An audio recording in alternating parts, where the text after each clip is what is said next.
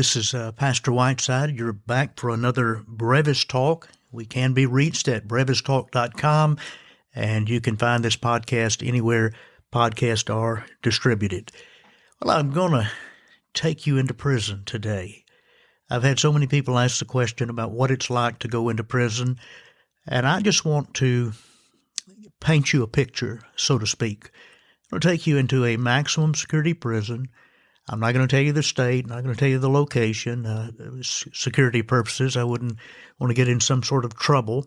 And I may be in the prison, maximum security prison, usually at least 4 hours and sometimes as much as 8, and actually as much as 10. 4 to 8 is the average. There's a particular prison I'm thinking of, and after I arrive, I can only come in with my key, my ignition, my car key, and my license, my driver's license. Now, at this prison, I'm not allowed to take my driver's license. And the reason, the first stop I have, they have a retina scan. Literally, you walk up and you look into this machine, and it pulls your information up on the other side and at a computer monitor for one of the officers. And then they know who you are. And then you go through a check, pretty stringent check. I'll tell you how stringent this particular prison is. They'll take your belt off, and the elderly guard who's become a good friend of mine, he will check every thread in your belt, every place where there's some sewing. He'll pull up the sides. He wants to make sure nothing is hidden in your belt. Same way with the shoes. They're gonna check them. They're gonna pull to see if there's a dummy heel, and so it's pretty stringent requirement. And after I get through that check, the first gate will open. I'll walk about 20 yards, and of course I'm going through a gate, and surrounded around this gate there are two 12-foot fences with concertina wire, that roll razor wire, all at the top. The fence is about 12 feet tall, and they're 8 feet apart. And in this particular prison, there is one of the fences has some electricity connected to it. And so it's designed, if you get across the first one, I believe it is, that in the middle, actually, it's not the fence, but in the middle there's a wire that will hit you, and they tell me you'll wish you had never been hit, never tried to get out. But I go into a second gate, and I declare my purpose, whatever my purpose. They've already searched my Bible, of course. They've searched me. I've been frisked and checked, and they know me. So I'll take another 10-yard walk, it seems like, down a hallway, and I'll go through another gate. And in this particular prison, I'll take a right, go down the hallway. Now, the hallway in this prison is, I don't know, about, 15 feet wide, and it's incredible to smell the smells of a prison, especially this one. It's sort of like there's a disinfectant, some type of cleaner that is in the air, and then you have the smell of urine. There's the stench of urine, and then also in this particular prison there's mildew in many places. The walls are cinder block. And I would probably guess, and having no way to know, it's just a wild guess, you probably got 8 coats of paint on this cinder block. Every time a prison comes under inspection, gets certified for the next year, it seems like the first thing they do is they clean up everything, and then they throw a layer of paint on everything. I mean, everything. If you're standing in the hallway, I think you might get painted. And so I go down this hallway. The lighting is not real bright. It's not dark in there, but it's certainly not bright. And in a particular day, if it's overcast outside, the men are going to behave better. If it's gotten really hot, and everyone's hot, the tempers, I guess that's where we get the term being hot-headed. But the men are going to be short with one another, and as a result, they'll be short with me sometimes. But an overcast day or a winter day is what we want. Now, a lot of them are sleeping, and it's hard to get some of them awake enough to speak to them and communicate to them. And I have a rule as I go cell to cell. It's just a rule, personal rule. I never wake an inmate up. To me, that's their house, so to speak. I give them the distance and the respect. And the fact of the matter is, I've never really awakened an inmate who woke up happy. And so I leave them alone, and I'll go from cell to cell, and as I work my way back, if they're awake, many times they are, then I'll speak and communicate with them. What do we talk about? Well, we talk about everything. I try to make a connection with a man. I'll find out a little bit about his background if he'll tell me, his family. And I hear a lot of talk about tattoos and motorcycles. I've learned an awful lot about tattoos and motorcycles over the years. And I just try to get a man to talk and make a connection that I respect him as a person, and I expect him to respect me, and just really get some dialogue going. I don't go up to someone and say, I'm a Christian minister and you are not going to go to heaven and you're in a bad place because you're a bad person. No, I try to make a connection with people. You know, the Bible says in John 1 that grace and truth was realized in Jesus Christ. Twice it says that in John chapter 1. Now, notice the order of the words, grace and truth. It is my belief that you must grace a person to earn the right to tell them the truth. And so, yes, some of these people have done despicable things, and many of them I don't know what they've done and really don't want to know. It may put a barrier in my own human heart toward ministry. But yes, they've done some terrible things, but I try to make a connection with these people. I believe I'm exactly where the Lord wants me when he opens the prison doors for me to go. I believe God called me. I believe he opens those doors. I believe God keeps those doors open. And it's an incredible thing of what God can do in the guts, if you will, or the bowels of Satan, in the concrete jungles I call the prison system. And I'd be remiss if I didn't tell you that God has done a great work in many officers' lives over the years. I had an officer, a lady officer, came to me one time and she said, listen, my husband has been unfaithful. We are not together. And my heart is broken. I do not want to throw 20 plus years of marriage away. I love this man. Please pray that God would work a miracle. God would do something in our lives, in our hearts. And I asked her if she knew the Lord. She said, yes, I do. I said, are you serving the Lord? She said, no, I'm not. I said, well, you can't control what your husband does, but you need to walk toward the Lord. Take a step today. Take a step. Walk toward the Lord. And we had a great talk, and she is a friend of mine to this day. And God, in fact, did put that marriage back together, and they are doing great. They bought an RV camper, and they're traveling when they can, and it's a beautiful thing. So the Lord does works in the officers' lives. And then I have contact with some of the inmates' families. I've befriended many of them over the years, and they've called me, and we've visited and still friends with some. And, society seems to blame these people sometimes. Now, some people came from really bad backgrounds, but I know people in prison who didn't come from bad backgrounds. They had a good mother, a good dad, a good upbringing, and they made some wrong choices and went in the wrong direction. Well, I see a lot of shame on these inmate families, and it breaks my heart. I see so much shame. Society just seems to be so easily point the finger. You're the reason your kid turned out wrong. Well, that's not true. We are all free moral agents. We make our decisions, and we live and die and rise and fall by our own personal decisions. We have choices in life. And so, yes, I have a special place in my heart for victims' families, inmates' families. And yes, for the victims, while I did misspeak there, I have not forgotten that victims, crime it has to have a victim. And I am heartbroken over the things that I do know. And one of the things in repentance and discipling a man, we talk about the victim. We talk about God's forgiveness, but we talk about accountability, and we talk about The Lord, and I want those men to feel and have empathy for the pain that they've put someone through or the trauma. And so absolutely, we do not short circuit the fact that they're victims. I could never be. I had someone tell me one time after a presentation, said, you're coddling criminals. And I said, well, no, sir, you didn't hear anything I said tonight. I'm preaching Christ.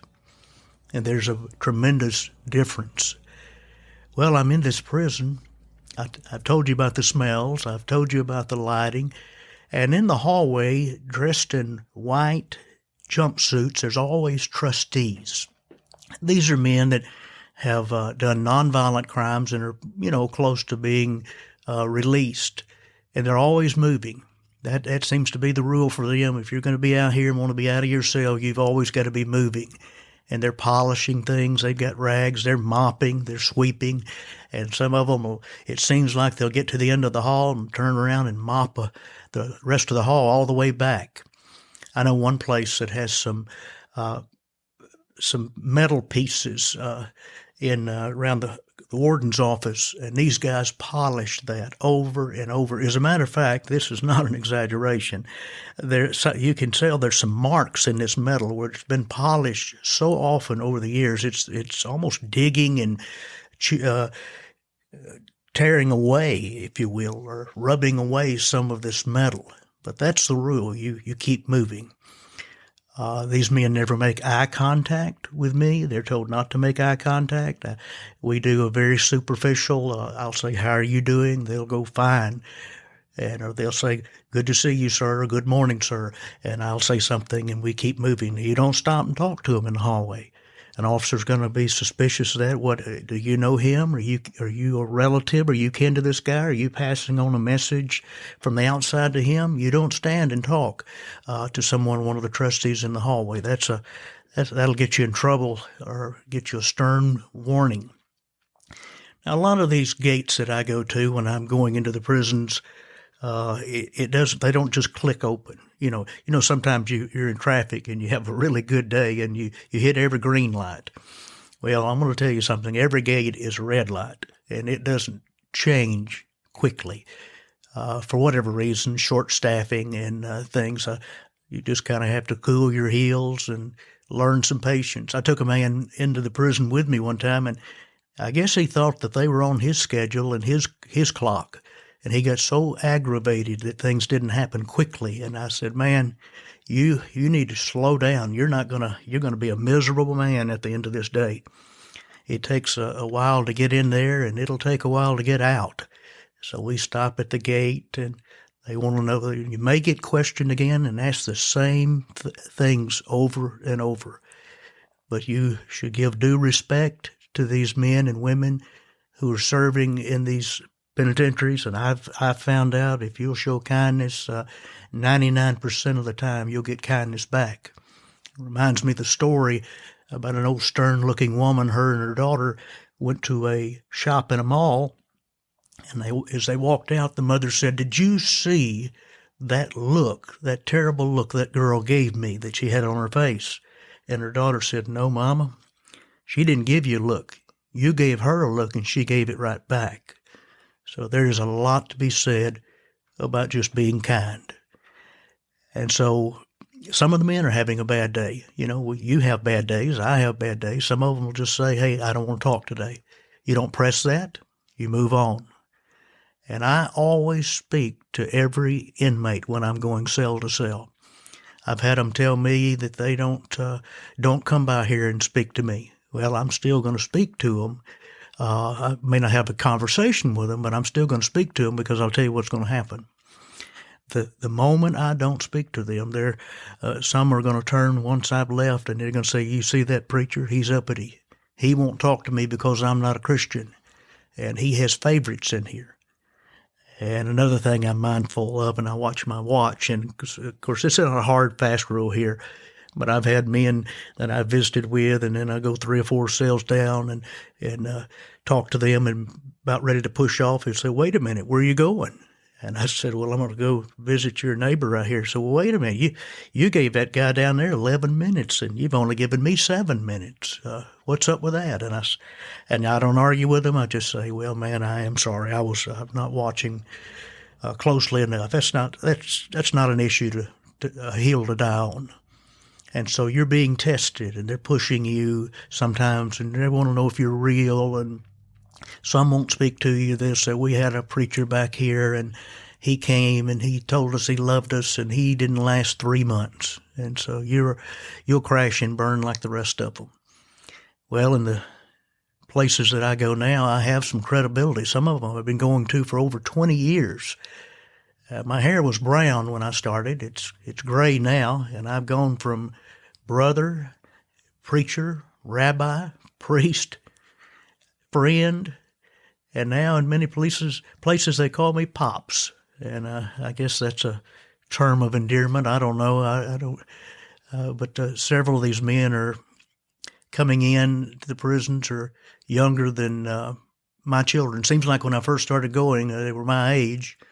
And then I was a little older, and somehow now the men, the new ones that are coming in, most of them are younger than my children. So that ought to tell you a little something there. But I'll go cell to cell. Now, there's one prison. I'm going to mix this up a little bit. This maximum security doesn't have that. There's one prison that has a television about 6 feet out, and it's hanging in such a way that 2 inmates can watch it. And it's kind of funny because if these inmates get fighting over that television, then it gets unplugged for 10 days. And then if they have a second time they begin fighting, it gets unplugged for 30 days. So the guys usually work this stuff out. One of them will like sports. 2 of the most popular shows on in a maximum security prison a lot of times or regular prison are Wheel of Fortune, Jeopardy. And I had one guy that told me, he said, I love you and you're my friend, but please, if you're coming by here, I forget, was it 12:30 or so, he loved a particular soap opera, and he did not want to be bothered watching his soap opera. But they have to work all that out and try to figure it out, and a lot of the inmates don't like one another. They've had tussles out on the exercise yard, and they growl at each other, and people are playing macho and alpha dog, and they're the toughest, and so there's some guys that just don't like each other, and they'll pull you into their grievances, if you will. They'll tell you this is what he did, and they'll want you to take sides, and you just have to say, no, we're not going to do that. We're not going to do that. You don't like him, but I'm not going to carry your enmity toward this individual. And so we go back and forth with some of those things and the challenges. Another thing about this maximum security prison that I'm thinking of, it's an open bar. It has the old traditional bars, open. I call it an open face or open doors rather than the metal doors, the solid doors that they're behind. And the rule is that I'm supposed to stand 18 inches from their cell door. I'm not supposed to get up there where they can grab me or something like that. Now, I can very briefly shake their hand, but I'm supposed to step back. And I've had officers that just enforce that rule to the nth degree. And then, if you look like you were an inch or two too close, they'll come and draw a perimeter for you. And they're by the book and beyond the book, I like to say. And then there's some that are just real fast and loose with that. Well, I'll tell you, there's some inmates that I don't want to get too close to either, because we have a psychotic man, and depending on his medication, whether he's taking it or not, he's a very dangerous man. You can't reason with someone like him. You're not going to explain something such a way. But now when he's medicated, he's calm, he's respectful, and he listens. But, you can't tell till you get right up on him and begin to talk to him. So you wouldn't want to walk in on him. And so there is that healthy caution that's given. And, the rules, you follow the rules, you won't have any problems hardly with the officers. I had a friend, he's not a friend, he was an acquaintance. He crashed and burned in prison ministry because he went in there and told them what they were going to do, and that didn't work, and it's not going to work. And I had to question this man's intelligence because he crashed and burned and didn't even understand why. He said, I don't know why they've forbid me to come back in. And so I didn't have the time or energy to explain that to him. But you go in these prisons and you go cell to cell, and and you may be pulled out. They may say, got to stop. And we've had an incident, and if there is an incident, everything stops. And you'll be escorted to the hallway. Many times I'm escorted out and told to get in the vehicle and go home. And then sometimes they just set you out and they'll say, well, hang on, we may be able to get you back in. So the biggest rule about prison ministry is everything is fluid. The rules, it's always the great unknown.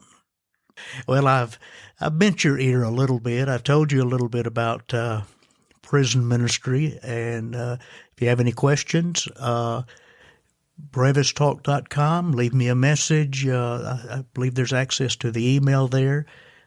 Well, God bless you. Thank you for listening. Jesus is Lord.